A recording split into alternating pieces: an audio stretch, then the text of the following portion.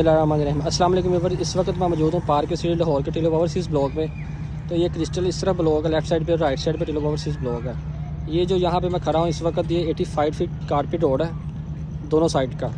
ये सामने बिल्कुल पार्क है और फेसिंग पार्क हमारे पास एक 10 मरले का प्लाट मौजूद है फॉर सेल के लिए। कॉर्नर इसका प्लाट की लोकेशन है, ये 7 घर बना हुआ है।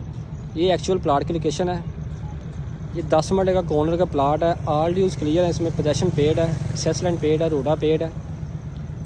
ये प्लाट की एक्चुअल लोकेशन है, फेसिंग पार्क, 85 फीट रोड। इस तरफ सारी आप देख सकते हैं कंस्ट्रक्शन हुई है, पॉपुलेटेड एरिया। और ये जो रोड है ये बिल्कुल टिलो ओवरसीज़ इंटरनेशनल स्कूल वाला जो रोड है, ये बिल्कुल रोड वो सीधा अंदर आ रहा है। ये 40 फीट रोड अंदर आ रहा है मेन।